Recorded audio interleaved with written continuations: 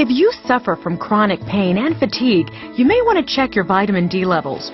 Most people mistakenly think they get enough vitamin D from casual sun exposure or diet.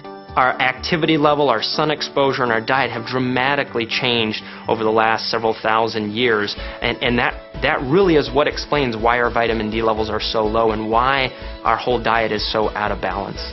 Dr. Dowd says we can harness the power of the sunshine vitamin to end chronic pain and return to an active, healthy lifestyle. And we have with us a gentleman who's the author of something called the Vitamin D Cure, Dr. James Dowd. Doctor, good to have you with us. Thank you for having me. What is happening with D? I'm reading all sorts of things about D in the last year. It's really getting to be a hot topic. Have they just discovered the benefits of this vitamin? No, I think there's been a research that's been going on for a number of decades, kind of quietly behind the scenes, and many of those researchers are PhDs, and so since they don't take care of patients directly, the word hasn't really gotten out to the public. Now that it's reached some of us who are MDs and taking care of patients, it's crossed over and is reaching the patients. Well, the word I get is that people in the northern climes where there's less sun are more susceptible to influenza, to colds, to all kinds of viral diseases. Is that true? That's true. Vitamin D seems to be critically important in fighting infections, and there have been a number of studies that have come out just in the last couple of years showing that you need an adequate amount of vitamin D for your immune system to actually make molecules that kill bacteria. And if you don't have enough vitamin D, then you have difficulty in clearing these microorganisms. Well, everybody's been scared of skin cancer. Don't go out in the sun, you get skin cancer, you get melanoma, you get all these things. What does your research show? Well, I think that what we've found is that we've kind of thrown the baby out with the bathwater. And we know we need enough sunlight to make an adequate amount of vitamin D. The too much is don't get burned, okay? But you don't want to avoid sun completely, otherwise your vitamin D levels are lower, and then you put yourself at risk for, high blood pressure, diabetes, obesity, heart disease, autoimmune diseases, and cancer. Well, will pills substitute for sunlight? It appears that they will, and sort of that's one of the principles behind the book, was to avoid the whole controversy of too much sun, what's the right amount of sun, and with our busy lives we can't get out in the sun. It's much simpler to just take a supplement, and when you calculate using the tables in the book, you can get very precise at normalizing your vitamin D, and then you avoid some of the controversy about sun exposure. Well, how about obesity? I never thought of vitamin D as an obesity fighter. Is that true? Does it work? It is true. There are a couple of things that vitamin D can do to decrease your weight. One is vitamin D and calcium both seem to reduce our appetite, and so we actually consume fewer calories as we go through the day if we have more vitamin D and calcium in our diet. And vitamin D and calcium seem to reduce the production of fat in our fat cells. So there are several mechanisms through which vitamin D may reduce our weight.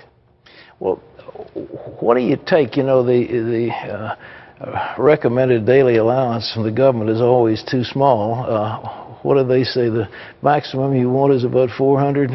Well, that's what they put in things like some of these daily vitamins here, is you get about 400 units of vitamin D. And what research has found is that actually the bigger you are, the more you need. And we know how America's been getting bigger and bigger. Yeah. And so actually the amounts of vitamin D we need are increasing as well. And someone who weighs about 150 pounds may need about 3,000 units of vitamin D, which is substantially more than the 400. 3,000? If you weigh 200 pounds, what is 150 pounds, you may need about 3,000 units a day just to have a normal. What about 200 pounds? That would be... 200 pounds would be more like 4,000 units a day. 4,000 units. Well, that's way off the chart. It is off the chart. You've got all kinds of little things here. If I could get a camera on them. Tell me what you've got here. This is something that says it's a premium multivitamin. What is this? Well, what we have here are some of the supplements that I recommend in the book.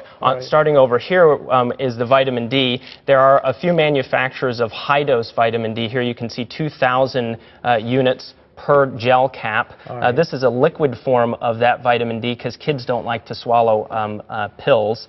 And then omega-3 fatty acids seem to work with vitamin D.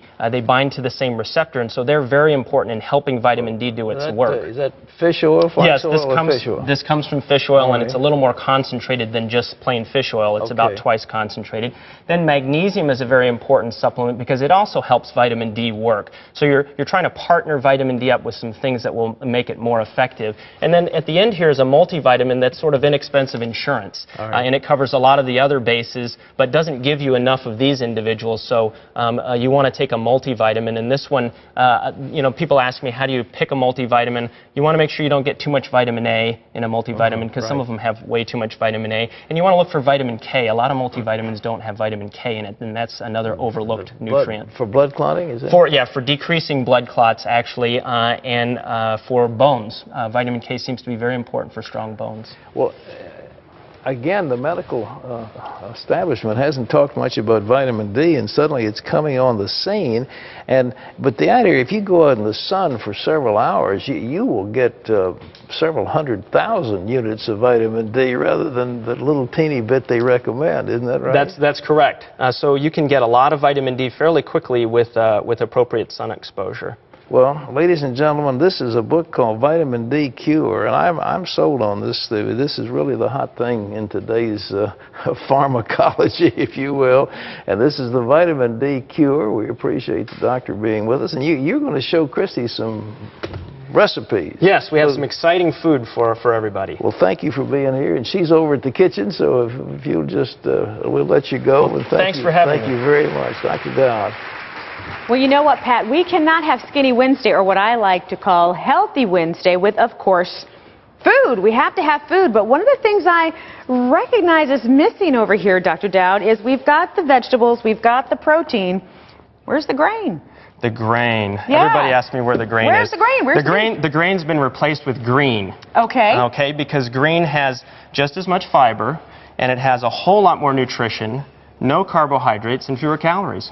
Now, okay, before we get to what we see right here, help me understand that. I thought everybody needs carbohydrates because carbohydrates gives you energy. So even if you need some grain, don't you? Actually, if you look at some cultures, and this is sort of a history lesson, say you look at Inuit Indians, these were Eskimos. Yeah. There aren't a whole lot of vegetables up in the Arctic, but they seem to be quite healthy before we introduced McDonald's to them, with just eating lots of fatty fish and getting their omega-3s and eating lots of lean protein. And so what we've learned from cultures like that is that grain is not as healthy as some other foods that we should probably be focusing on. Okay, well, let's talk about some of the healthy foods. We've got this array of the greenery. Tell me what this is and why it's important. Well, what we have here is we have things like bok choy, and we have some collard greens and Swiss chard over here. We have some nuts, which are a great substitute for cheese. You know, most Americans love to eat cheese as a fatty snack. And you actually said in your book that cheese is like worse than fast food. The king of junk food. The king of junk food. I think I'm going to invite some trouble with that. Yeah.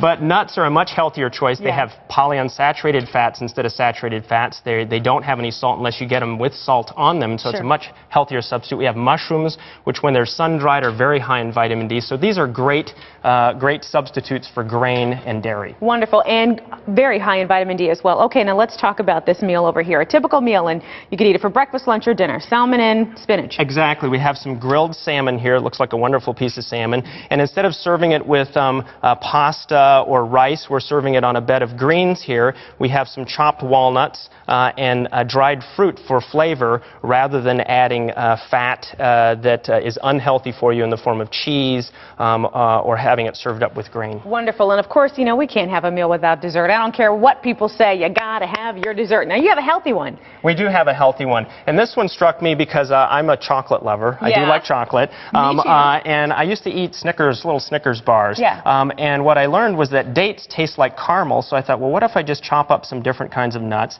mix a little flaxseed in there and a little nutmeg and vanilla, and then stuff a pitted date with these nuts. I'll bet it would taste like a Snickers bar, and sure enough, it did.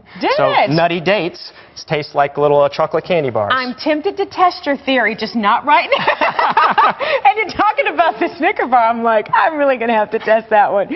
Well, you know what? Dr. Dowd's book is called The Vitamin D Cure, and it's right here. I'm going to grab it. You want to hold that? It's Perfect. You be my model. It's in bookstores everywhere. We also have a free fact sheet for you, and I'm going to hold that. And that is called The Curing Power of Vitamin D. And it's yours free. All you have to do is just call 1-800-716-FACT, or you can always log on to CBN.com. Thank you so much for being here. Thank you for having me. I'm going to stand out in the sun and eat a date and not a Snicker bar. Excellent. Perfect.